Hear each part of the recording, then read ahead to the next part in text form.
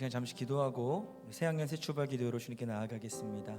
사랑하는 하나님, 오늘 창원대교회 금요 비전 기도회를 다음 세대와 온 가정이 함께하는 새학년 새 출발 기도회로 주님께 올려드립니다. 우리 자녀들이 어릴 때부터 하나님의 말씀과 훈계로 양육받게 하셔서 죄악된 세상의 풍조를 따르지 않고 믿음으로 승리하게 하여 주시옵소서. 특별히 새학년 새학기를 맞이하는 주의 자녀들에게 만남의 복을 허락하사 신실한 친구, 선생님 만나게 하시어 가정과 학교, 교회 어느 곳에서든 그리스도의 장성한 분량에 이르도록 은혜와 복을 허락하여 주시옵소서.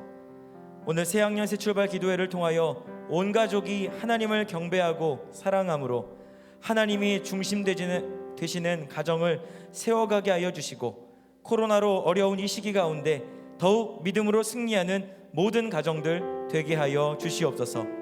그렇게 역사하실 주님을 기대하고 찬양하오며 주 예수님의 이름으로 기도하옵나이다. 아멘. 할렐루야. 오늘 새학년 새 출발 기도로 주님께 나아갑니다. 특별히 현장에서 또 온라인 가정에서 오늘 온 가족이 함께 모여서 이 예배를 주님께 올려드리는데요, 우리 이 시간에 야곱의 축복이라는 이 축복성을 가지고 우리 현장에 있는 가정들과 우리 다음 세대 믿음의 자녀들, 또 온라인에 있는 모든 자녀들을 우리가 기쁜 마음으로 함께 축복하며 교제하기 원합니다. 함께 야곱의 축복 함께 노래하겠습니다. 우리 지금 계신 자리에서 보이시는 우리 다음 세대들과 옆에 있는 성도님들, 또 온라인으로 함께 이 예배를 드리고 있는 모든 믿음의 자녀들을 위해서 이 축복송을 함께 고백해 주십시오. 너는 담장 너머로, 너는 담장 너머로 뻗은 나무, 가지에 푸른 열매처럼 하나님의 귀한 축복이 삶에 가득히 넘쳐날 거야. 너는 어떤 시련이 와도, 너는 어떤 시련이 와도 능히 이겨낼 강한 발이 있어.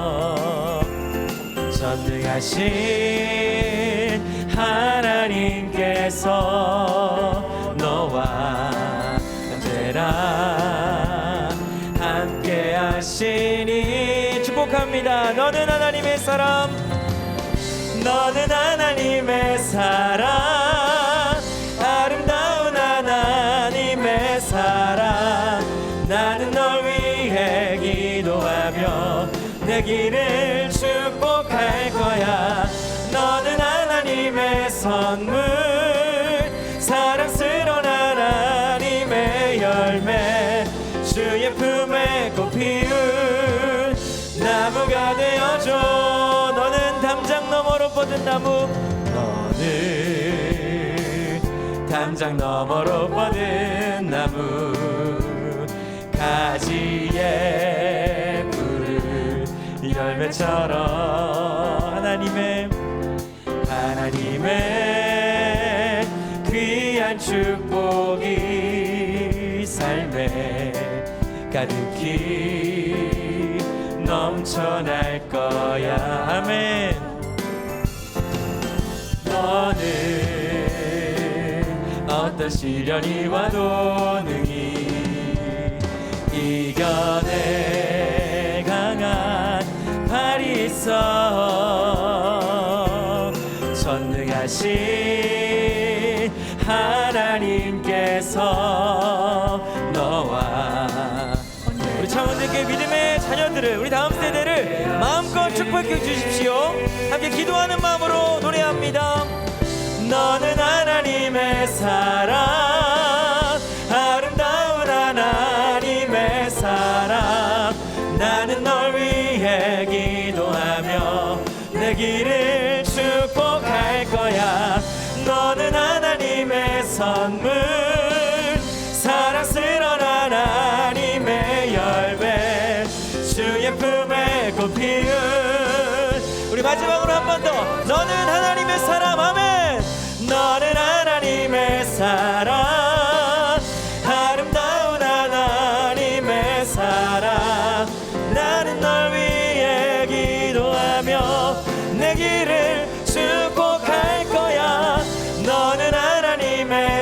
선물 사랑스러운 하나님의 열매 주의 품에 꽃 피운 나무가 되어주십시오. 나무가 되어줘. 나무가 되어 우리 믿음의 다음 세대를 일으키실 주님께 우리 감사와 찬양의 박수로 나아가겠습니다. 주님, 우리 가운데 새 일을 행하시옵소서. 마음껏 우리를 축복하여 주시옵소서. 할렐루야. 교회의 머리 되신 주님, 우리가 주님의 손과 발이 되어 주의 몸된 교회를, 우리 믿음의 세대들을 세워가기 원합니다. 우리를 사용하여 주시고 은혜와 능력 더하여 주옵소서. 우리에겐 소원이 하나 있네. 주님 다시 오실 그날까지 우리 가슴에 새긴 주의 십자가 사랑, 나의 교회를 사랑케 하네. 주의 교회를 향한 우리 마음, 희생과 포기와 가난과 고난, 하물며 죽음조차 우릴 막을 수 없네. 우리 교회는 이 땅에 임함. 교회를 교회 되게, 예배 되게 우릴 사용하소서. 진정한 부흥의 날 오늘 임하도록 우릴 사용하소서. 우리에겐 소원이 하나 있네. 우리에겐 소원이 하나 있네. 주님 다시 오실 그날까지 우리 가슴에 새긴 주의 십자가 사랑, 나의 교회를 사랑케 하네. 주의 교회를 향한 우리 마음, 희생과 포기와 가난과 고난, 하물며 죽음조차 우릴 막을 수 없. 우리 교회는 이 땅의 희망인 줄 믿습니다. 찬송합니다. 교회 되게, 예배 되게 우릴 사용하소서. 진정한 부흥의 날 오늘 임하도록 우릴 사용한 성령 안에 예배하리라. 성령 안에 예배하리라. 자유의 마음으로 사랑으로 사역하겠습니다. 주님, 사랑으로 사역하리라. 교회는 생명, 성령 안에 예배하리라. 성령 안에 예배하. 자유의 마음으로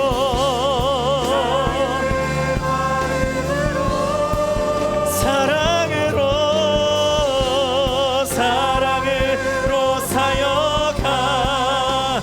교회는 생명이니, 교회는 생명이니, 교회를 교회 되게, 예배 되게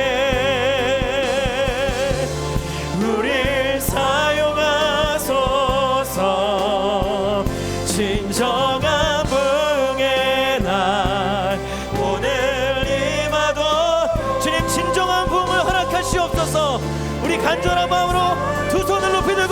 찬양합니다. 교회를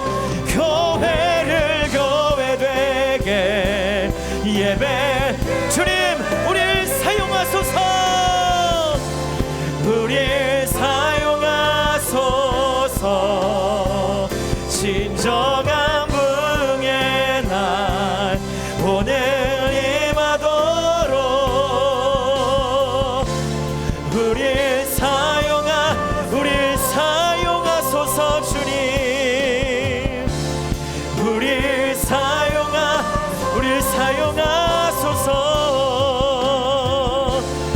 우리를 사용하소서. 이제 우리 합심해서 한번 기도하실 때, 주님, 오늘 새학년 새 출발 기도회 가운데 큰 은혜 허락하여 주시고 우리 믿음의 다음 세대 자녀들을 향하여 마음껏 축복하며 그들을 중보하며 기도할 수 있는 우리 창원대 교회가 될 수 있도록 주님 말씀으로 역사하시고 기도 가운데 응답하여 주시옵소서. 우리 간절한 마음으로 이 기도회를 위하여 합심하러 기도하겠습니다. 기도합시다. 주님,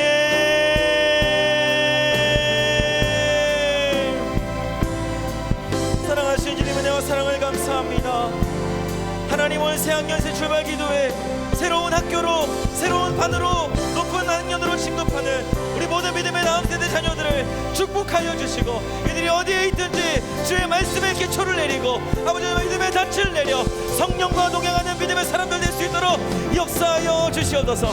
주님, 창원대교회가 이를 위하여 간절한 마음으로 한마음 한뜻이 되어 기도할 때에 주님께서 하늘문을 활짝 여시고 충만하게 역사하시는 그 은혜를 우리가 다 목도할 수 있도록 주여 진정한 부흥의 때를 허락하여 주시옵소서. 온 가정이 하나 되게 하여 주시옵소서. 온 교회가 한 몸으로 기도하게 하여 주시옵소서.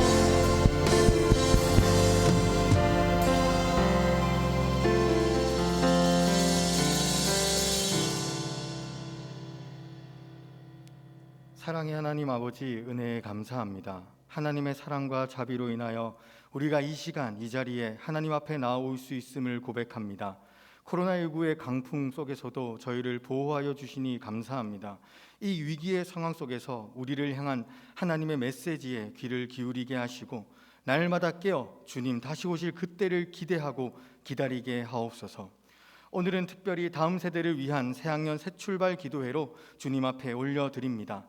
다음 세대에게 믿음의 도를 존수하게 하시고 영혼이 마르지 않는 하나님의 자비와 신실하심을 증거하는 저희 창운대 교회가 되게 하옵소서.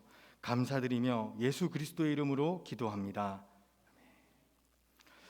오늘 우리에게 주시는 하나님의 말씀 함께 읽겠습니다. 오늘 우리에게 주시는 하나님의 말씀은 잠언 1장 7절입니다. 잠언 1장 7절, 구약 910면에 있습니다.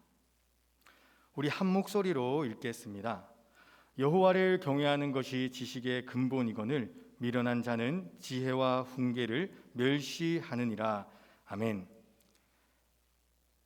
오늘은 특별히 새학년 새 출발 기도회로 함께 이렇게 예배드리고 있습니다. 이 자리에 있진 않지만 지금 줌과 또 여러 가지 비대면 방식으로 함께하고 계시는 또 성도님들이 계신데요. 지금 줌으로 이제 많은 학부모님들과 또 선생님들이 함께 이 자리를 빛내고 계십니다. 혹시 지금 잠깐 자료 화면이 띄워질 수 있을까요? 네, 나중에 띄워드릴 것 같습니다. 오늘 우리들에게 말씀을 전해주시는 박상진 교수님께서는요, 현재 장로회 신학대학교 교육대학원의 학장으로 역임하고 계시고요, 유바디 교육목회 연구소 소장으로 가정과 교회가 함께하는 다음 세대 교육에 열정을 다하며 사역하고 계십니다. 오늘 우리에게 역영지근의 교육이라는 제목으로 말씀 전해주실 때에 큰 은혜를 누리시기 바랍니다.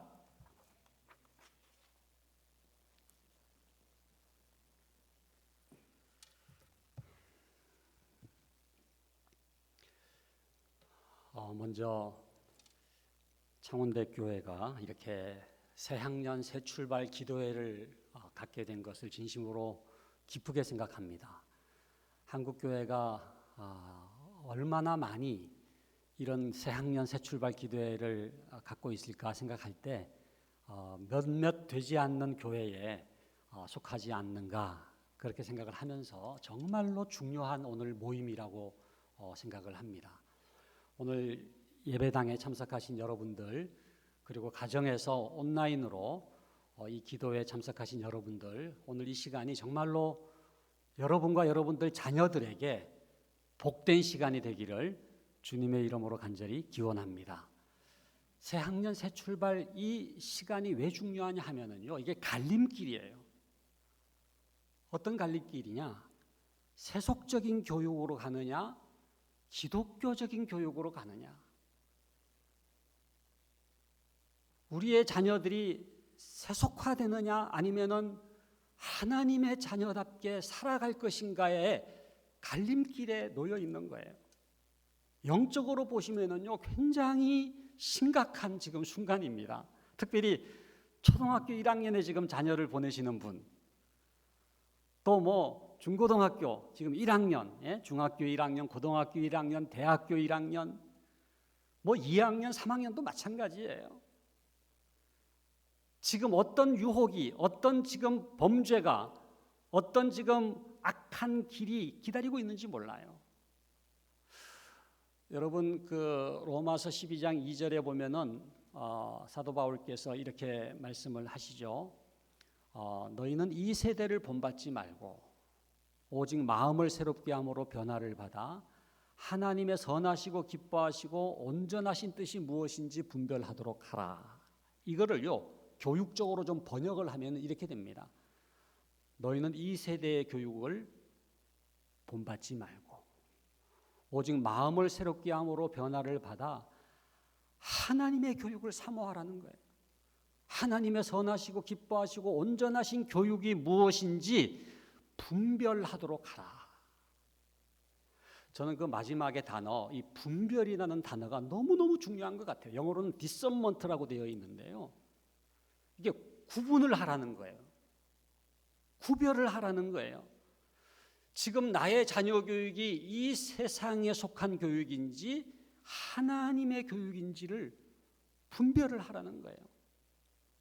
우리 자녀들도 마찬가지입니다. 여러분들이 지금 어떤 교육을 받아야 될지에 대해서 분별을 해야 되는데 이 세대의 교육과 하나님의 교육이 갈림길처럼 이렇게 나눠지는 이 순간이 바로 새 학년 새 출발 이 시간이거든요. 신명기 6장 7절에서 하나님께서 뭐라고 말씀하셨습니까? 내 자녀에게 부지런히 가르치라 그랬어요. 이게 쉐마의 말씀이죠. 들으라 이스라엘아 이렇게 시작되는데 내 자녀에게 부지런히 가르치라.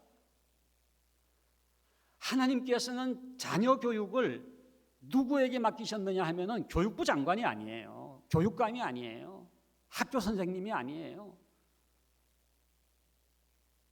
부모에게 맡기셨어요. 원래는 하나님의 자녀입니다. 그 하나님의 자녀를 하나님께서 누구에게 맡기실까 생각하시면서 그 맡기신 청지기직으로 맡기신 대상이 누구냐 하면 부모예요. 그러면서 내 자녀에게 부지런히 가르치라. 여러분 천국에서 이 자녀 교육에 대해서 주일학교 뭐 다음 세대 교육에 대해서 심판을 하나님께서 하실 때 누구를 콜을 하실까요? 누구를 부르실까요? 부모를 부릅니다. 교회학교 교사는 잠깐 안심을 하시길 바랍니다. 여러분이 1번으로 불려지지가 않습니다. 부모를 부릅니다. 내가 너에게 말하지 않았느냐? 내가 너에게 내 자녀를 맡기지 않았느냐? 내 자녀에게 부지런히 가르치라고 내가 신명기 6장 7절에 말하지 않았느냐? 근데 우리 한국의 부모님들은요, 가르치는 사람이 아니라 보내는 사람으로 전락이 됐어요. 그래서 학교 보내죠. 뭐 학교 가면 뭐 좋은 거 가르쳐 주겠지. 그냥 보내고 끝이에요. 그 다음에 학원 보내요. 학원도 국어는 국어학원, 수학은 수학학원, 영어는 영어학원, 또 태권도 학원까지 보내잖아요. 그 다음에 신앙교육은 어디에 보내버려요? 교회 학교에 보내는 거예요. 하나님은 가르치라 그랬는데 보내는 사람으로 전락이 된 거예요. 저는 여러분 이 새학년 새 출발 기도회에 참석하신 사랑하는 부모님들, 오늘도 생생하게 하나님께서 여러분들에게 말씀하시는 말씀이 뭐냐 하면은 신명기 6장 7절입니다. 내 자녀에게 부지런히 가르치라는 거예요. 보내는 사람이 아니라 우리는 가르치는 사람이 돼야 돼요. 말씀을 가르쳐야 돼요. 내가 양육해야 돼요. 물론 우리가 홈스쿨링을 하는 것처럼 뭐 부모가 다 가르칠 수는 없죠. 당연히 학교도 보내고 뭐 필요할 때는 학원도 보낼 수가 있죠. 또 교회 학교 보내야죠. 그러나 책임은 누구에게 있어요? 부모에게 있어요. 그 아이가 학교에서 어떤 가치관으로 영향을 받고 있는지를 관심을 갖고 보아야 될 너무나 중요한 주체가 누구냐? 부모예요. 학원에 가서는 무슨 내용을 배우고 교회 학교에서는 또 어떤 가치관으로 이 아이가 형성되고 있는지를 책임져야 될 주체는 부모라는 거죠. 저는 이번에 코로나로 인해서요 여러 가지 참 변화가 있었습니다만은 이 사회적 거리두기를 하면서 결국은 어떻게 됐습니까? 우리의 자녀들을 학교에 보냈는데 학교가 가정으로 돌려보냈어요. 학원에 보냈는데 가정으로 돌려보냈어요. 교회 학교 보냈는데 교회 학교가 클로즈되고 어떻게 됐어요? 부모 품으로 돌아왔어요. 저는 굉장히 중요한 하나님의 메시지가 있다고 생각합니다. 부모에게 책임이 있다는 거예요. 네가 이 자녀의 양육자다라고 하는 것을 생생하게 보여주신 거예요. 저도 경기도에 지금 살고 있습니다만은 3월 8일로 기억됩니다만은 긴급 재난 문자가 왔어요. 여러분들도 다 받으셨을 거예요. 경기도에 사시는 분들은 긴급 재난 문자 경기도청 그래가지고 무슨 내용이 왔느냐 하면은 모임 예배는 감염의 위험이 있사오니 가정 예배를 당부드립니다. 제가 아예 딱 사진까지 찍어놨어요. 그 스마트폰에 긴급 문자 온 거를요. 모임 예배는 감염의 위험이 있사오니 가정 예배를 당부드립니다. 제가 무슨 생각이 났냐 하면 우리가 하도 가정 예배를 안 드리니까 경기도청에서 이렇게 가정 예배를 드리라고 하는구나 그런 생각이 들더라고요. 여러분 코로나가 주는 어떤 의미가 있습니다. 코로나가 정말로 부정적이지만은 그러나 이 코로나를 통해서 하나님께서 우리에게 깨우치는 게 있어요. 특별히 이 가정의 재발견입니다. 가정의 사명을 재발견하는 거예요. 부모가 지금 자녀들과 함께 있는 시간 때문에 힘들지만은 그러나 뭐를 깨닫느냐 하면은 하나님 그렇군요. 이 아이들을 교육해야 될 책임이 저에게 있군요. 저는 이 코로나가 끝나기 전에 이거 회복돼야 된다고 생각해요. 우리 창운대 교회가 이 BT 저는 뭐 BTS 뭔가 이렇게 생각했는데 그게 아니고 Be Together 이 교회와 가정이 함께 가야 된다는 건 너무너무 잘 선정을 하셨어요. 코로나가 끝나기 전에 원래 하나님의 교육 디자인이 회복돼야 되는데 그게 뭐냐면 바로 BT입니다. 교회와 가정이 함께 가는 건데 핵심은 뭐예요? 부모예요. 부모가 사명을 깨닫는 거예요.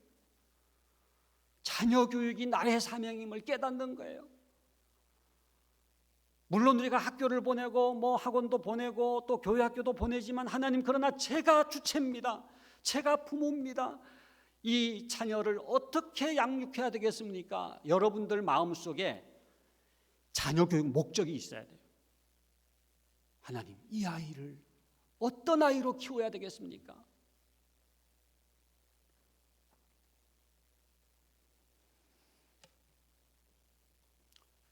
저는 창운대 교회가 지금 이 다음 세대에 큰 관심을 갖고 있잖아요. 그리고 이번만이 아니라 계속해서 지금 이제 교회와 가정을 연계하는 이런 프로젝트를 이제 실천을 할 때에 여러분 정말로 여러분들이 동참을 하시면서 깨달아야 될 게 뭐냐 하면요. 이게 나의 사명이구나. 이걸 교회가 지금 도와주는 거예요. 여러분이 교회를 돕는 게 아니에요. 우리 각자가 자녀를 교육해야 될 이 부모로서의 사명이 있는데 이거를 제대로 감당하지 못하기 때문에 자녀들이 지금 곁길로 나아가잖아요. 다시금 오늘 이 새 학년 새 출발 기도회를 통해서 우리의 사명과 역할을 회복할 수 있기를 간절히 바랍니다. 제가 오늘 이 여경지근의 교육이라고 제목을 붙였습니다마는 잠언 1장 7절 딱 한 절을 읽었는데요. 여러분, 이 한 절을 꼭 기억하시기를 바라고, 이번 한 학기 또 이번 한 학년 여러분들의 자녀들과 여러분들이 이 여경지근의 축복을 누릴 수 있기를 간절히 바랍니다. 여경지근이 무슨 사자성어 같습니다마는 여경지근이 뭐의 준말이에요? 여호와를 경외하는 것이 지식의 근본이거늘. 이게 준말이에요. 여경지근 너무 멋있지 않아요? 저는 그래서 여경지근의 교육 너무너무 좋은 것 같아요. 근데 이 속에 놀라운 자녀 교육의 축복이 들어 있습니다. 그러니까 여호와를 경외하는 것이 지식의 근본이다라고 하는 이 말씀은 뭐예요? 여호와를 경외하는 것과 지식의 근본이라고 하는 게 분리되지 않는다는 거예요. 여호와를 경외하는 것이 지식의 근본이다. 우리 부모들이 자녀가 지식의 근본이 되기를 원하잖아요. 정말 지도자가 되기를 원하고 하나님 나라의 일꾼이 되기를 원하는데 여호와 경외를 잃어버린 가정이 너무너무 많은 거예요. 어리석은 일입니다. 지식의 근본이 되지도 않을 뿐 아니라 설사 명문대학에 입학했다고 하더라도 그게 자녀 교육의 성공이 아니에요. 정말로 여호와를 경외할 때 진정한 지식의 근본이 되는데 바로 자녀 교육의 비결은 이 잠언 1장 7절 속에 녹아져 있는 거예요. 그래서 이제 이 PPT를 보면은요, 여호와를 경외하는 것과 부모를 공경하는 것과 선생님을 존경하는 것과 학업 성취는요, 이게 연결되어 있어요. 정말로 여호와를 경외하잖아요. 그러면 부모를 공경하게 되고요. 그러면 선생님을 존경하게 되고요. 그런 아이가 학업 성취도 높아지는 거예요. 이건 꼭 공부를 잘한다, 수능 점수가 잘 나온다 그런 얘기가 아니라 정말로 진정한 실력 있는 아이가 되는 거예요. 저는 이 성경에서 여호와 경외 교육, 여호와를 경외하는 자녀 교육에서 가장 성공한 인물을 한 명을 꼽으라고 한다면은 아브라함을 꼽고 싶어요. 여러분, 아브라함이 믿음의 조상이라고 그러잖아요. 근데 어떻게 아브라함이 믿음의 조상이 된지 아세요? 아브라함은 여경지근의 교육을 한 거예요. 여러분, 아브라함이 100세에 이제 이삭을 낳았는데 이삭을 어떻게 했습니까? 모리아산에서 제물로 바치잖아요. 하나님께서 아브라함에게 이삭을 허락하시고 뭔가 아브라함을 테스트하기를 원하셨는데 뭐를 테스트하기를 원하셨느냐 하면은 여호와를 경외하는지 그거를 확인하기를 원하신 거예요. 왜? 그게 자녀 교육에서 너무너무 중요하기 때문에 이 이삭을 하나님의 사람으로 키우기 위해서, 그래서 대대손손 믿음의 가문을 이루게 하기 위해서 이 아브라함에게 시험을 하시기를 원하셨는데 바로 그것이 여호와를 경외하는지 아니하는지를 테스트를 하신 거예요. 그런데 아브라함은 통과가 되죠. 여러분 한번 생각해 보세요. 그 모리아산에서 제물로 바쳐지는 그 이삭이 뭐를 배웠겠습니까? 자녀를 제물로 바치기까지 하나님 아버지께 순종하는 그 아브라함을 통해서 뭐가 여호와 경외인지를 처절하게 배웠던 장소가 모리아산이었어요. 그러니까 모리아산은요, 기독교 교육의 클라이막스예요. 가정 교육의 클라이막스예요. 생생하게 여호와 경외가 뭔지를 처절하게 배웠던 장소, 그게 바로 모리아산이었던 거예요. 제가 밑에 이렇게 적어놨습니다만 자녀 교육은 신앙의 리트머스 종이다. 이게 무슨 얘기냐면요, 그 부모가 자녀 교육을 어떻게 하는지를 보면요, 그 부모의 진짜 신앙을 알 수가 있어요. 교회에서 권사님이고 장로님이고 하더라도 가정 예배 안 드리고요, 자녀에게 성경 말씀 안 가르치고요, 한 번도 복음에 대해서 얘기한 적이 없고요, 그냥 너 왜 공부 안 하느냐, 왜 학원 안 갔느냐, 너 그래가지고 무슨 대학 갈래, 땅을 파봐라 돈이 나오냐, 이런 얘기만 하고 신앙적인 얘기를 안 하고 가정 예배도 안 드리는 그런 부모는요, 권사님이고 장로님이고 교회 무슨 30년을 다니고 40년을 다녔어도 그분의 신앙은 그거예요.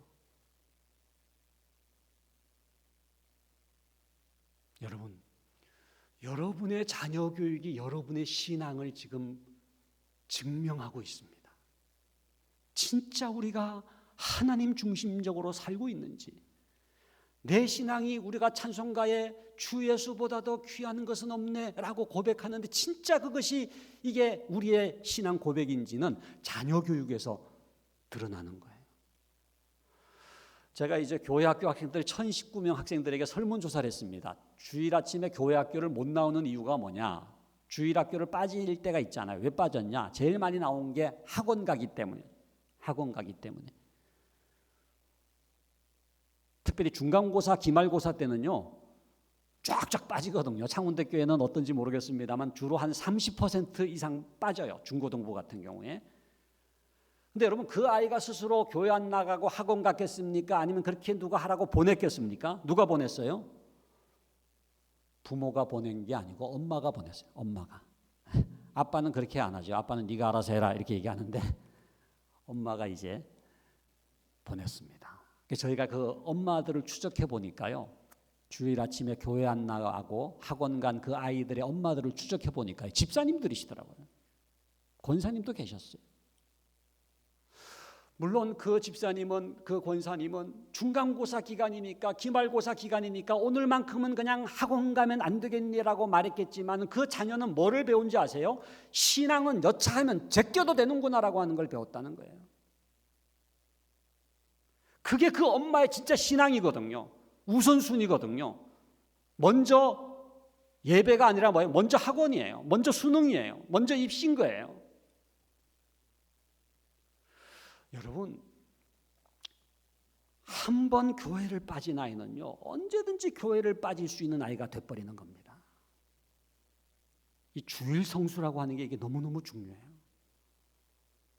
여러분, 신앙은 우선순위지 않습니까? 먼저 그의 나라와 그의 의를 구하라.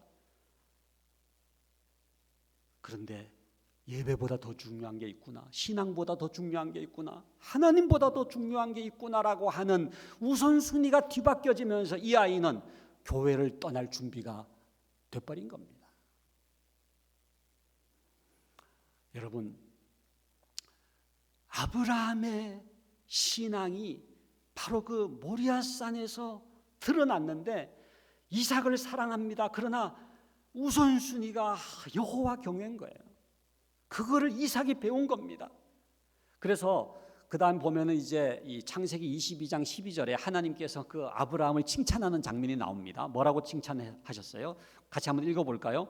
네가 내 아들 내 독자까지도 내게 아끼지 아니하였으니 내가 이제야 네가 하나님을 경외하는 줄을 아노라. 통과.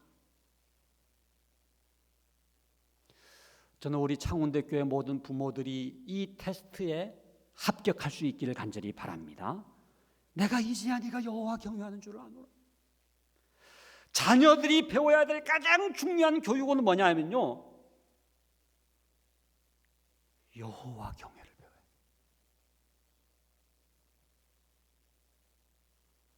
그게 지식의 근본이 되는 거예요.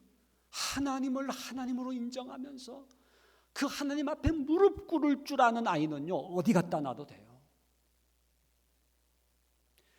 이삭은 그걸 배운 겁니다. 그렇기 때문에 아브라함과 이삭과 야곱과 요셉으로 이어지는 이 아브라함의 믿음의 가문이라고 하는 것이 생길 수 있었던 그 파운데이션, 그 기초가 뭐냐 하면 바로 이 아브라함의 여호와 경외 신앙이에요. 그리고 그 자녀에게 그 여호와 경외 교육을 한 거죠. 그런데 가장 안타까운 사례는 누굽니까? 여러분들 성경에 보면은 가장 실패된 사례로 등장하는 인물이 엘리죠. 엘리. 제사장 엘리. 그 엘리에게는 홈리와 비느하스라고 하는 두 아들이 있었잖아요. 여러분, 홈리와 비느하스의 문제가 뭡니까? 무슨 IQ가 낮은 겁니까? 무슨 학교가 시시한 겁니까? 그게 아니에요. 홈리와 비느하스의 결정적인 문제는 여호와를 경외하지 않았어요. 여호와의 제사를 멸시했습니다. 엘리가 훌륭한 제사장이었지만 결정적인 실패는 자녀 교육이에요. 여러분, 우리가 무슨 교회 직분을 맡았다고 해서 집사요, 장로요, 권사라고 해서 자녀 교육이 저절로 되는 게 아니지 않습니까? 엘리는 자녀에 있어서 여호와 경외 교육에서 실패했습니다.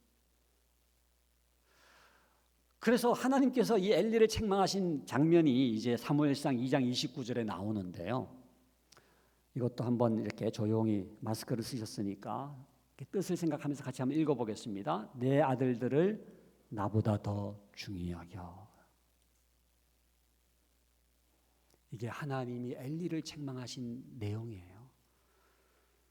내 아들들을 홈리와 비느하스를 나보다 더 중히 여겼다. 여러분, 자식을 사랑하지 않는 부모가 누가 있겠습니까? 우리가 다 자녀를 사랑하죠. 그런데 누구보다 자녀를 더 사랑해요? 하나님보다 자녀를 더 사랑하는 것. 이게 엘리의 실패입니다. 저는 이 사무엘상 2장 29절 말씀은요, 엘리에게 주신 말씀만이 아니에요. 오늘 우리에게, 저를 포함해서 우리 부모된 우리들에게 주시는 말씀입니다. 내 아들들을 나보다 더 중히 여겨. 내 딸을 나보다 더 중히 여겨. 거기에서부터 자녀 교육이 곁길로 가고 홈리와 비느하스와 같은 자녀 교육의 실패가 일어나는 거예요.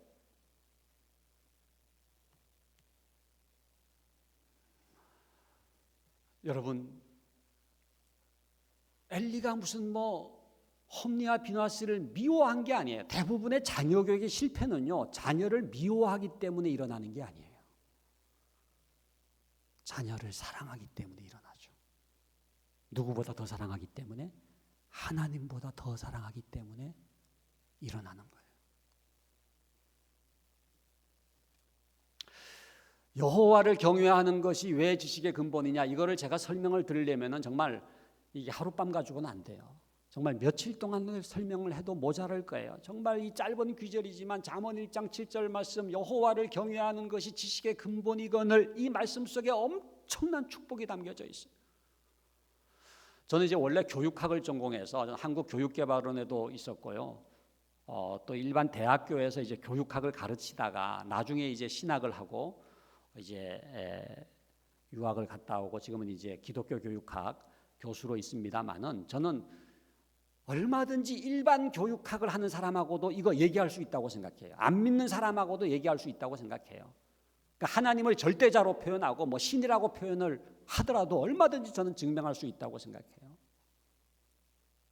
5가지로 간단하게 말씀을 드릴게요. 여호와를 경외하는 게 왜 지식의 근본이냐. 첫 번째는요, 여호와를 경외하는 자녀가 권위를 인정할 줄 알아요. 저는 자녀 교육에서 제일 중요한 거 하나만 꼽으라고 한다면요, 그 자녀에게 권위에 순종하는 법을 가르쳐주는 거, 권위를 인정할 줄 아는 자녀로 키우는 거, 이 오소리티를 가르치는 게 제일 중요하다고 생각합니다. 여러분, 물이 높은 데서 낮은 곳으로 흐르는 것처럼요, 교육이라고 하는 게 뭡니까? 권위가 있는 데서부터 흘러내리는 거예요. 그러니까 뭔가를 깨달았다, 뭔가를 배웠다, 분명하게 제가 말씀드릴 수 있는 건요, 누군가의 권위를 인정했다는 얘기예요. 이건 책을 봐도 마찬가지고요, 신문을 봐도 마찬가지고요, 백과사전을 봐도 마찬가지고요. 교육이라고 하는 건 딴 게 아닙니다. 누군가의 권위를 인정할 줄 알 때에 교육이 일어나는 거예요. 그런데 그 밑바탕에 뭐가 있느냐 하면요, 하나님의 권위를 인정하는, 하나님 앞에서 무릎을 꿇을 줄 아는 아이, 하나님의 권위 앞에서 고개를 숙이고 부복하면서 하나님을 경외할 줄 아는 아이는요, 권위를 인정할 줄 아는 지혜로운 자녀가 될 줄로 믿습니다.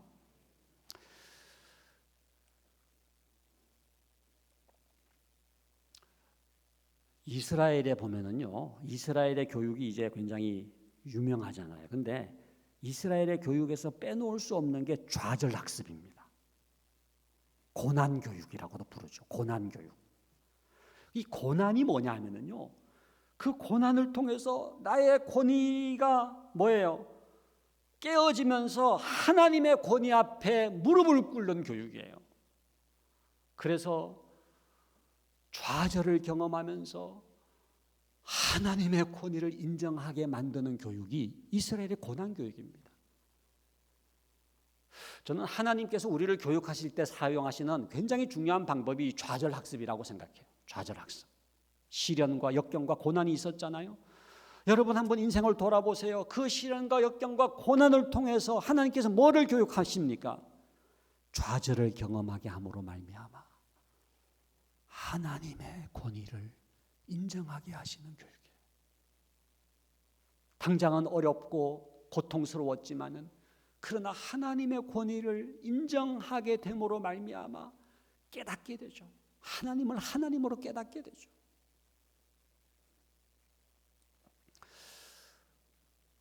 그래서 여러분들의 자녀들이요, 하나님의 권위, 여호와를 경외함으로 하나님의 권위를 깨닫게 될 때 부모의 권위를 인정할 줄 알아요.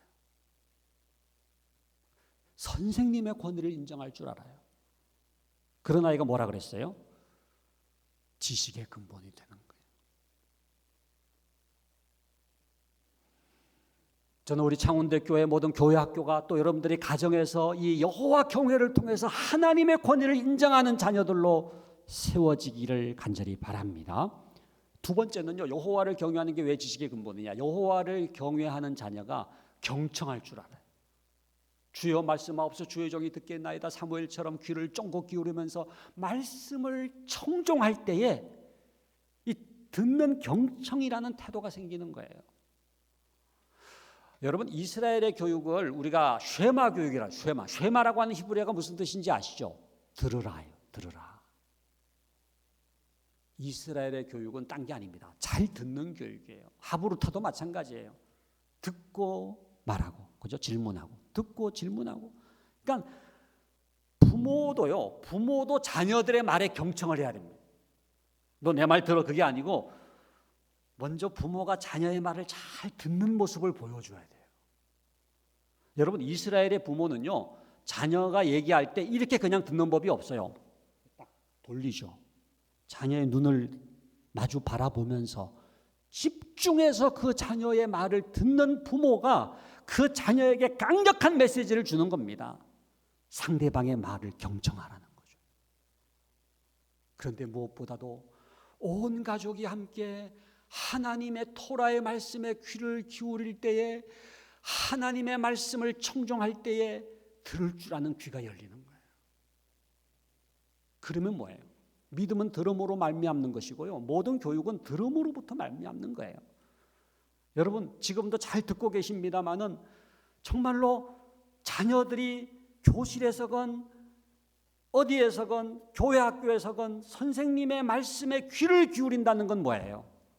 그러면 되는 거예요. 들을 줄 알면 되는 거예요.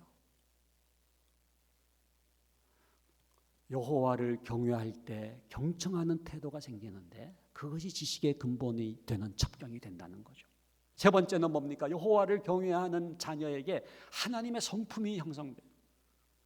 여호와를 경외하잖아요. 그러면은 충성스러움이라고 하는 성품이 생겨요. 저는 이 성품 가운데 이 충성, 이거 너무너무 중요한 것 같아요. 제가 이렇게 지금 학생들도 마찬가지고 또 이렇게 후배 교수들도 마찬가지고 또 제가 지금 연구소를, 기독교 학교교육 연구소라는 걸 하고 있는데 거기 이제 10명의 연구원들이 있는데, 연구원들 학생들의 가장 중요한 성품, 저는 충성이라고 해요. 충성스러움. 이건 무조건 복종한다 그런 개념이 아니라 faithfulness, 성실하게 책임감을 갖고 자기의 역할을 감당하는 것 있잖아요. 이 충성이라고 하는 거는요, 딴 게 아닙니다. 아무도 없지만은 아무도 없는 게 아니에요. 하나님이 계시잖아요.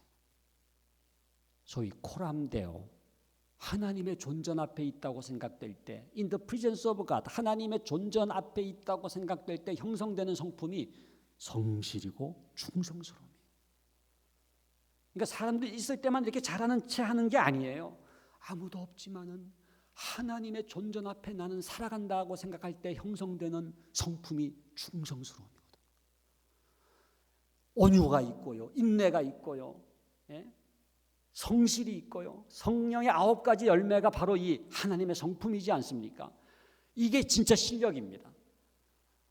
요즘에 AI 시대 뭐 얘기 많이 합니다만 인공지능 시대에 뭐 다른 웬만한 거는 전부 다 이 로봇가 알아서 해주고 인공지능이 알아서 해주지만은 진짜 그런 시대가 될수록 그 사람에게 필요한 게 뭐냐면은 성품이라는 거 아닙니까? 저는 여러분들 우리 창원대 교회 우리 가정의 자녀들이요 하나님의 성품으로 형성될 수 있기를 바랍니다. 그러면은요 다 존귀함을 받아요. 어느 직장에 가건 어느 모임에 가건 여러분의 자녀가 오는 게 그 모임을 그냥 축복이 되게 만드는 그런 성품을 갖는 사람들이 있잖아요. 여호와를 경외하면은 하나님의 성품이 형성되는데 그게 지식의 근본이 된다. 그게 진짜 실력이다. 네 번째는요, 여호와를 경외하는 것이 왜 지식의 근본이냐? 여호와를 경외하는 자녀가 꿈과 비전을 갖게 되잖아요.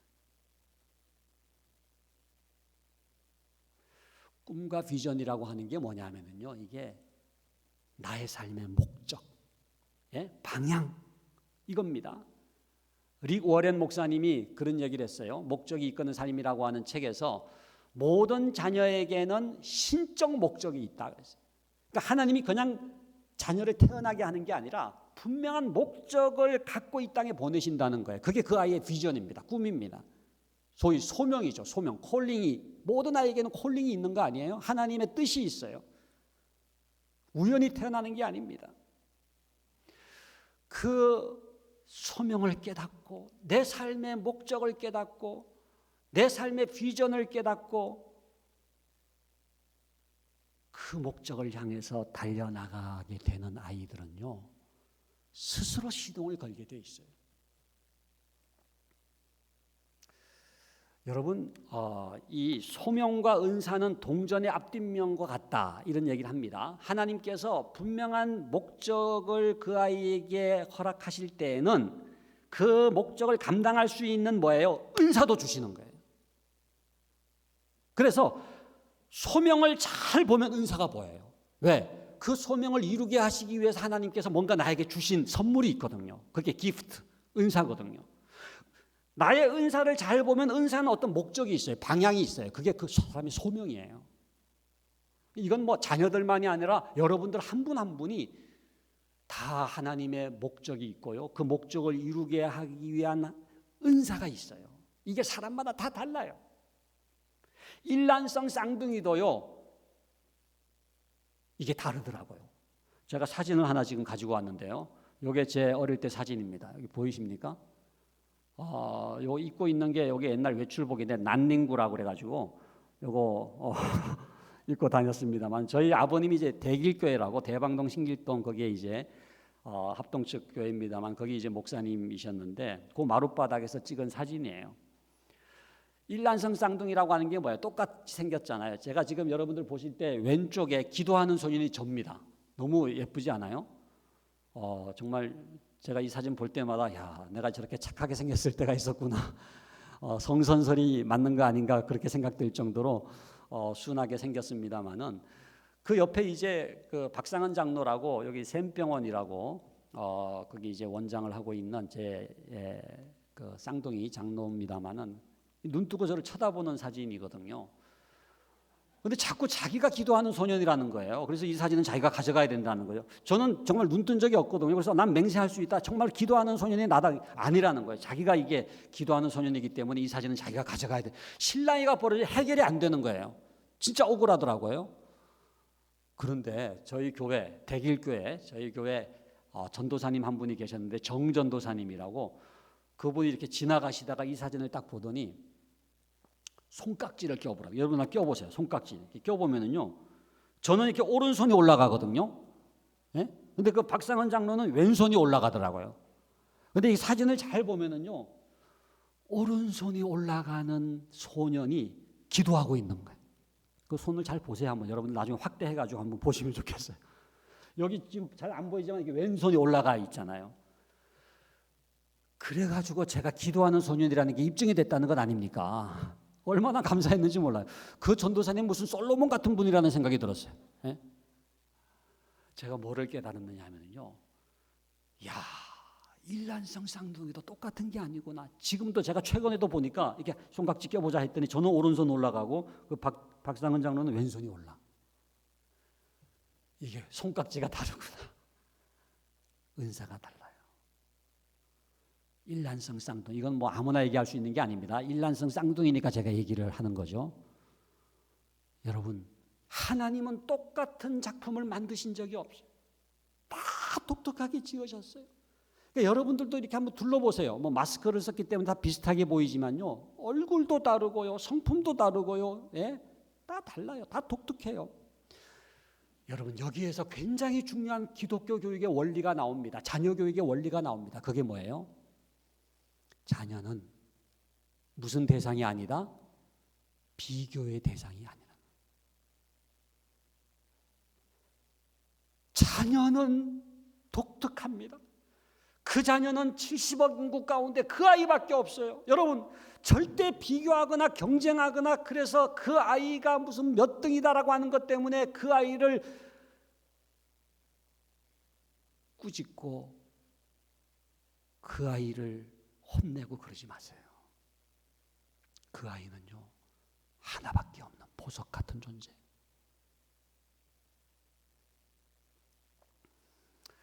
저는 그 요게벳을 생각하면은요, 모세를 키운 그 어머니 요게벳의 자녀 교육의 특징이 뭡니까? 출애굽기 2장 보면 그 앞부분에 2장 2절에도 나옵니다만은 그 준수함을 보고, 지금 번역된 성경은 그 잘생긴 것을 보고, 또 히브리서에서는 그것을 일컬어서 그 아름다움을 보고 그랬어요.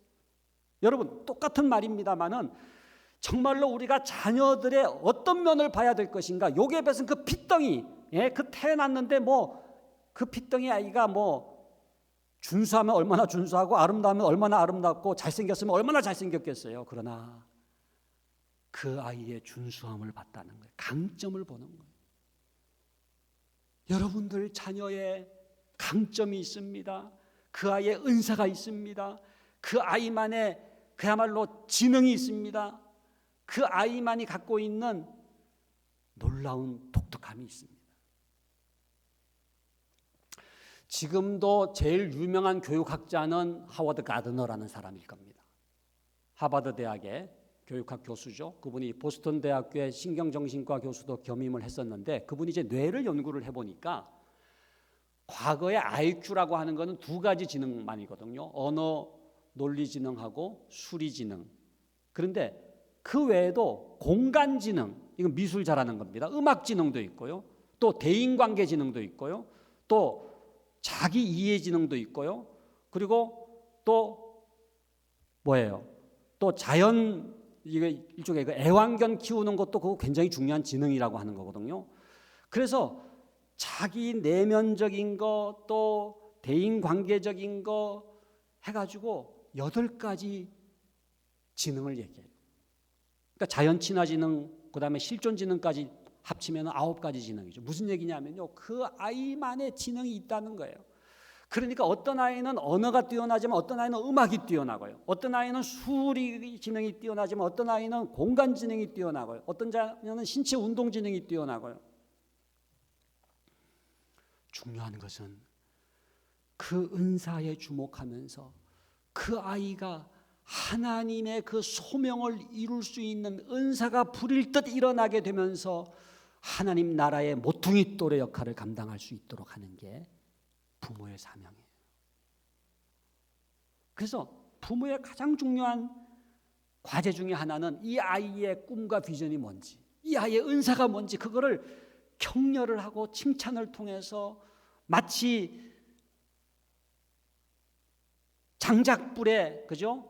이 나무를 캠파이어 해보셨습니까? 나무를 다 쌓아놓고 기름까지 붓고서 이렇게 다 점화를 일으키면은 확 불길이 일어나잖아요. 여러분들 자녀들 속에 가능성이 있는 거예요. 은사가 있는 거예요. 근데 지금 마치 그 디모데처럼 내 속에 있는 하나님의 은사라고 하는 게 뭐예요? 속에 있지만 이렇게, 예? 보이지도 않으니까 죽어있는, 잠자는, 꺼져있는 은사 같은 게 있는데, 불일 듯, 내 속에 있는 하나님의 은사를 불일 듯 일어나게 하는 부모들이 다 될 수 있기를 간절히 바랍니다. 여호와를 경외하게 되면은 이런 꿈과 비전을 발견하고, 하나님, 저도 모세 같은 인물이 되고 싶어요. 저도 다윗 같은 인물이 되고 싶어요. 저도 베드로 같은 인물이 되고 싶어요. 라고 하는 그런 꿈과 비전을 발견하게 되면은요, 스스로 시동을 거는 거예요. 자기 주도적 학습이라고 하는 건 딴 게 아니에요. 내 삶의 분명한 목적을 깨달으면은요, 자기가 공부를 해요. 왜? 그 목적을 이루기 위해서.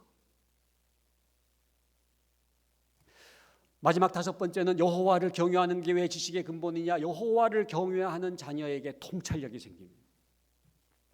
지금도 여러분들이 예배를 드리고 있습니다마는 여호와를 경외한다는 것, 예배를 드린다고 하는 것은 저 높은 상공에 올라가는 것 같아요.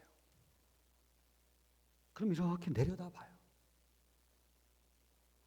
여러분 서울에도 제2롯데월드, 저는 아직 거기 꼭대기에 못 올라가 봤습니다만 거기 올라가면은 쫙 보이잖아요. 옛날에 뭐 남산만 올라가도 옛날에 송도 앞바다가 보였거든요. 지금은 안 보이겠지만은 제가 얼마 전에 캐나다 토론토에 가니까 CN 타워라고 하는 그 높은 탑이 있더라고요. 꼭대기에 올라가니까 날이 좋을 때는 나이아가라 폭포가 보여요. 나이아가라 폭포. 우리나라 연세 드신 어른들이 제일 가고 싶어하는 관광지 넘버1이라 그러더라고요. 왜 그런지 아시죠? 나이아가라 그러면 나이가 가기 때문에 나이아가라 폭포를 정말로 제일 가고 싶어 하는데, 제가 뭐를 깨달았느냐 하면은 553m인데 553m만 올라와도 그 토론토 시내가 한눈에 보이는 거예요. 제가 길을 못 찾아가지고 헤맸는데, 아하, 이렇게 생겼구나, 여기가 토론토 시청이고 여기가 토론토 대학교구나 라고 하는 것을 한눈에 알겠더라고요. 여러분, 여러분의 자녀들이 여호와를 경외하게 되면은요, 저 높은 상공에 올라가는 것 같은데 뭐가 보입니까? 자기 인생이 보여요. 내가 어떻게 태어나서 어떻게 하나님께로 돌아가는 나그네 인생인가가 보이는 거예요. 어떻게 인류가 창조함 받아서 어떻게 종말을 맞이할지가 보이는 거예요. 이것처럼 중요한 지혜가 없어요. 저는 여러분들의 자녀들이 여호와를 경외함으로 통찰력이 생기기를 간절히 바랍니다. 메타인지라는 말을 요즘 많이 합니다만 메타인지라고 하는 게 딴 게 아니에요. 그냥 공부만 열심히 하는 게 아니에요. 공부하고 있는 나 자신을 볼 줄 아는 거예요. 왜 공부하는지를 아는 거예요. 어떻게 공부하는지를 아는 거예요. 여호와를 경외하게 되면은 저 높은 상공에서 마치 하나님의 눈을 갖고 하나님의 세계관으로 바라보게 될 때 지식의 근본이 될 줄로 믿습니다. 이 5가지만이 아니에요. 수백 가지, 수천 가지.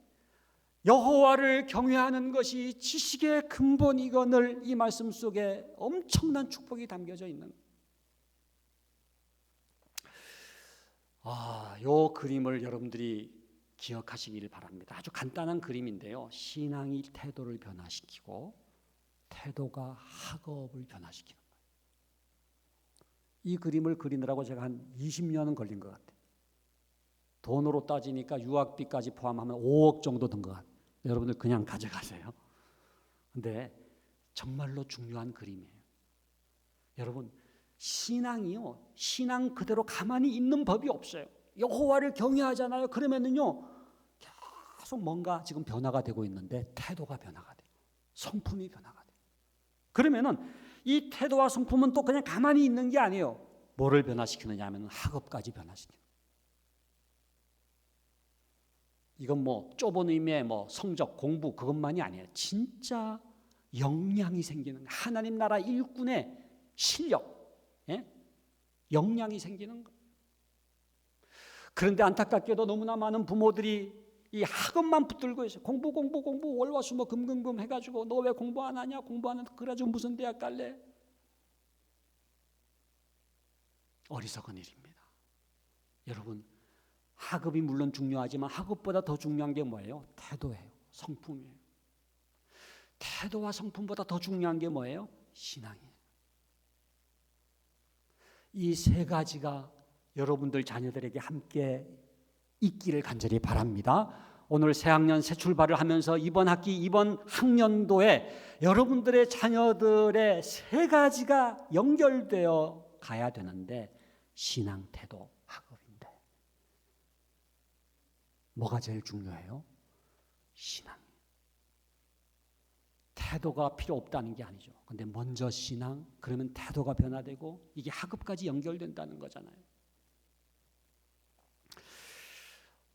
여러분들의 이 자녀 교육 유형을요 8가지로 나눌 수가 있어요. 이거 뭐 어렵지 않습니다. 간단합니다. 이 신앙, 태도, 학업이라고 하는 그 세 가지에 대해서 XXX 이거는 무관심형이에요. 이 첫 번째 이런 부분 별로 없어요.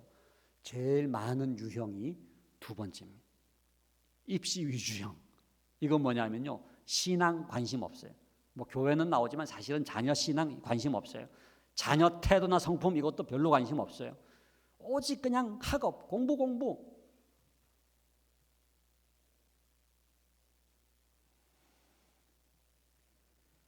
제가 이 신도시 뭐 여기도 뭐 광교만 해도 뭐 신도시고 뭐 여기도 지금 굉장히 변화에 지금 초입에 있습니다만은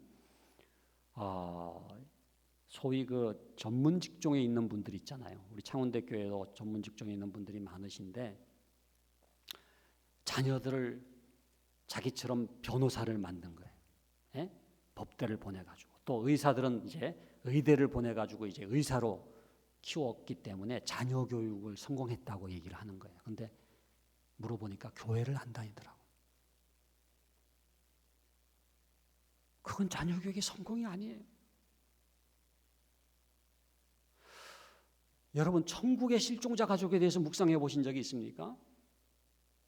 실종자 가족처럼 가슴 아픈 사람들이 없잖아요. 근데 천국의 실종자 가족은 누구냐 하면은 우리 부모들이 먼저 천국에 갔어요. 이제는 우리 애가 올 때가 됐는데 오지 않는 자녀를 기다리는 천국의 실종자 가족에 대해서 묵상해 보신 적이 있습니까?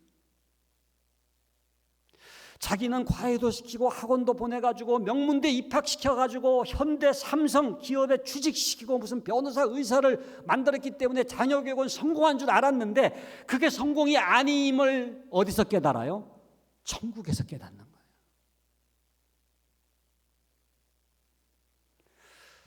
여러분 자녀에게 신앙의 유산을 물려주지 않은 어떤 자녀 교육도 결코 성공적인 자녀 교육일 수가 없습니다. 왜? 마지막에 후회하니까. 영원히 후회하니까. 그래서 여러분 내 자녀 교육이 진짜 성공인지 아닌지를 가늠할 수 있는 굉장히 중요한 단어가 뭐냐면요. 영원입니다. 영원. 내 자녀가 영원한 관점에서 성공하고 있는지를 봐야 돼요. 지금 당장 뭐 어느 대학에 들어갔다, 뭐 어느 직장에 들어갔다 그게 성공이 아니라 영원한 관점에서 이 자녀가 성공하고 있는지를 봐야 돼요. 제가 무슨 변호사, 의사 뭐 이걸 뭐 이렇게 평가절하하는 게 아니에요. 여러분들 자녀들이 얼마든지 전문 직종 또 뭐 대학도 좋은 대학 다 들어가기를 원합니다만은 여러분 우선순위가 있잖아요. 정말로 영원과 잇대어 있는 자녀 교육이 되기를 주님의 이름으로 축원합니다. 이번 한 학기도 이번 한 학년도도 여러분들 자녀들이 영원과 잇대어 있는 가치 있는 교육이 되기를 원합니다. 하나님 나라의 일꾼이 되기를 원합니다. 이 세 번째는 뭐냐면요, 핀란드형. 이거는 이제 태도와 이렇게 학업이 연결되어 있어요. 그러니까 핀란드만 하더라도 우리나라 마찬가지로 피사 점수가 높거든요. 학업 성취도가 높지만은 핀란드는요 공부를 좋아해요. 태도가 돼 있어요. 그러니까 학업 성취가 따라서 높아지는 거거든요.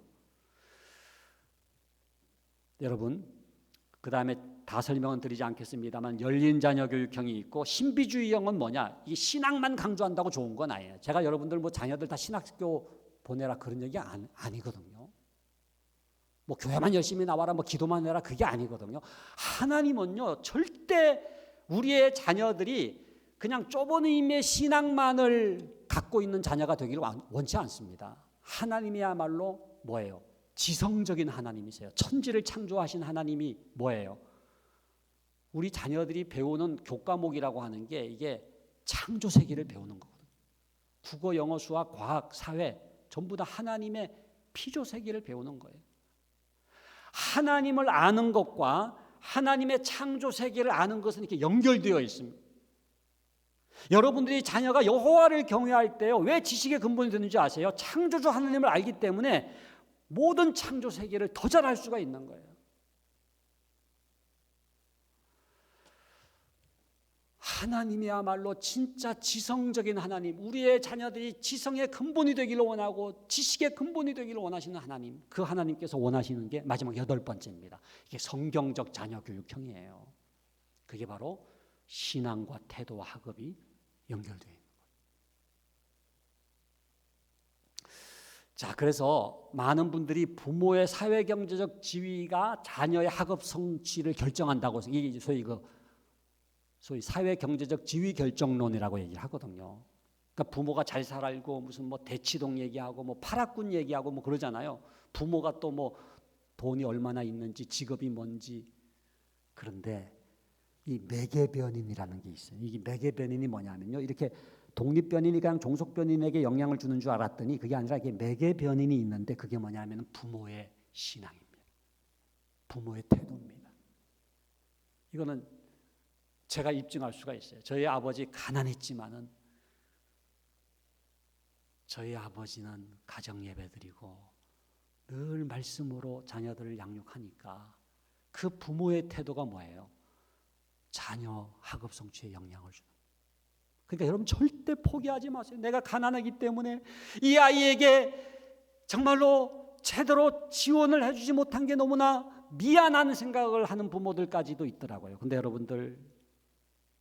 여러분들이 여호와를 경외하는 신앙으로 자녀를 양육한다면은 자녀들이 지식의 근본이 될 줄로 믿습니다. 사회 경제적 지위가 아니에요. 말씀이에요. 여러분들의 신앙이 그 자녀를 변화시키는 거예요. 그래서 이제 마지막 결론적으로 말씀을 드리겠습니다. 그렇다고 하면은 뭐냐? 여호와를 경외하는 게 지식의 근본이라면은 우리의 자녀들이 이번 학기도 또 그들의 생애 가운데 지식의 근본이 되기 위해서는 뭐예요? 여호와 경외의 승부를 걸어야 돼요. 여러분들 가정에서 여호와를 경외하는 것이 가장 중요한 자녀 교육입니다. 가정 예배. 가정에서는 가정 예배고요. 교회에서는 교회 학교 예배입니다. 저는 이런저런 공부를 했고 유학도 다녀왔지만 저에게 가장 중요한 교육이 뭐냐고 물어보신다면은 저는 가정 예배라고 대답할 거예요. 왜? 가정 예배를 통해서 여호와 경외를 배웠는데 그 여호와 경외가 뭐예요? 그게 지식의 근본이 된 거예요. 저희가 이제 6남 1녀입니다. 저희 형제들이 7남매인데 저희들이 다 이렇게 나름대로 제가 막내인데 이렇게 사회 속에서 이제 자기의 역할을 이제 감당을 하고 있는데 우리가 한번 모여가지고 우리가 어떻게 이렇게 은혜를 받았는지 한번 추적을 해보기로 했어요. 다 같이 추적을 했는데 딱 잡았는데 같이 얘기를 하니까 똑같이 일치가 됐는데 그게 뭡니까? 가정 예배였어요. 가정 예배. 왜? 가정 예배가 여호와를 경외하기 때문에 그 가정 예배를 통해서 그 자녀들이 지식의 근본이 되는 거예요. 여러분 국어, 영어, 수학이 중요하지만 그 어떤 과목보다 중요한 과목이 뭐냐 하면은요, 여호와 경외인데 그 여호와 경외를 배우는 시간이 가정 예배. 자, 그래서 말씀으로 교육을 하자. 저는 지금 우리 한국 교회가 결정적으로 지금 실패하고 있는 게요, 자녀 교육에 관심이 많지만은 성경을 가르치질 않아요. 말씀을 가르치질 않아요. 여기에도 지금 청년이 무엇으로 그 행실을 깨끗게 하리까 주의 말씀을 따라 생각할 것이니 내가 주께 범죄치 아니라 주의 말씀을 내 마음에 두었나이다. 이 말씀이요, 제가 이제 어릴 때 이 말씀을 외웠기 때문에 저의 청소년 시절, 청년 시절 제가 범죄의 순간에도 범죄하지 않을 수 있었던 이유는 뭐냐 하면요, 이 말씀이 제 마음판에 새겨져 있었기 때문에 청년이 무엇으로 그 행실을 깨끗게 하리까 주의 말씀을 따라 삼갈 것이니이다. 딱. 여러분 디모데후서 3장 15절에 보면 이런 말씀이 있습니다. 네가 어려서부터 성경을 알았나니 성경은 능히 너로 하여금 그리스도 예수 안에 있는 믿음으로 말미암아 구원을 이루는 지혜가 있게 하느니라. 다 기억을 못 하셔도요. 성경은 뭐예요? 하느니라. 한번 따라합시다. 성경이 한다. 부모가 하는 게 아니에요. 성경이 합니다. 우리는 성경을 같이 나눌 뿐이에요. 성경을 읽어줄 뿐이에요. 성경을 가르칠 뿐이에요. 그 다음부터는 성경이 하느니라. 어려서부터 네가 성경을 배운다니 성경은 하느니라. 성경은 뭐예요? 모든 성경은 하나님의 감동으로 된 것으로 교훈과 책망과 바르게 함과 의로 교육하기에 유익하니. 우리 자녀 교육 중에서 4가지가 제일 중요한데 교훈, 책망, 바르게 함, 의로 교육하는 거. 근데 이거를 성경이 하겠다는 거거든요. 여호와를 경외하는 거는요, 너 여호와 경외하라니까 왜 안 해? 말로 되는 게 아닙니다. 부모가 여호와를 경외하는 삶을 살아야 돼요. 그 부모가 주는 이미지가 중요해요. 자녀들이 여러분들을 생각하면은 하나님이 이런 사랑의 하나님이시겠구나라고 하는 하나님을 깨닫는 통로가 될 수 있기를 간절히 바랍니다. 그렇기 때문에요, 사실 자녀 교육은 자기와의 싸움이에요. 부모가 내가 정말로 여호와를 경외하는 삶을 사느냐 못 사느냐 나와의 싸움이에요. 완벽한 부모가 어디 있어요? 우리가 다 부족하지만 그래도 주님을 닮아가는 그 부모의 뒷모습이 자녀들에게 영향을 주는 거예요. 그래서 이제 마치도록 하겠습니다. 정말로 우리가 오늘 이제 이어서 기도 시간을 갖게 되겠습니다만은 기도 이상의 자녀 교육이 없습니다. 모든 교육은 사람이 하는 거잖아요. 그런데 하나님이 교육하시는 시간이 있어요. 그게 기도 시간이에요. 가장 현명한 부모는요, 내가 어떻게 한다 이게 아니라 그 자녀를 하나님께 올려드리는 거예요. 그때부터 하나님이 그 아이를 만져주시는 거죠. 그래서 여러분들 오늘 이 시간을 통해서 정말로 여호와를 경외하는 것이 지식의 근본이구나. 하나님, 이번 한 학기도 오늘 이 새 학기, 새 학년, 새 출발 이 시간부터 여호와를 경외하는 자녀가 되게 하여 주십시오. 우리의 가정이 여호와를 경외하는 가정이 되게 하여 주십시오. 그래서 부모가 깨어 있어서 그냥 교회 학교에만 맡기는 것이 아니라 가정과 이렇게 연결될 때 부모가 그 역할을 해야 되는 거거든요. 하나님과 자녀 사이에 존재하는 인물이 부모입니다. 교회와 가정 사이에 존재하는 인물이 부모입니다. 부모가 깨어나서 여호와를 경외하는 교육을 감당함으로 말미암아 우리의 자녀들이 지식의 근본이 되는 여경지근의 축복을 누릴 수 있기를 주님의 이름으로 간절히 축원합니다. 기도하겠습니다. 아버지 하나님 감사합니다. 1964년도에 창원대 교회를 세우시고 오늘까지 주님 인도해 주시고 복을 내려주신 것 감사를 드립니다. 오늘 이렇게 새학년 새출발 기도회를 하면서 여경지근의 교육을 저희들이 깨닫습니다. 여호와를 경외하는 것이 지식의 근본인 줄을 믿습니다. 아버지 하나님, 우리 모든 성도님들이, 우리 모든 부모님들이 여호와 경외에 승부를 걸 수 있게 하여 주시고 가정마다 여호와를 경외하는 가정이 되게 하여 주셔서 우리의 자녀손들이 지식의 근본이 되는 복을 누리게 하여 주시옵소서. 예수 그리스도 이름으로 기도하옵나이다. 아멘.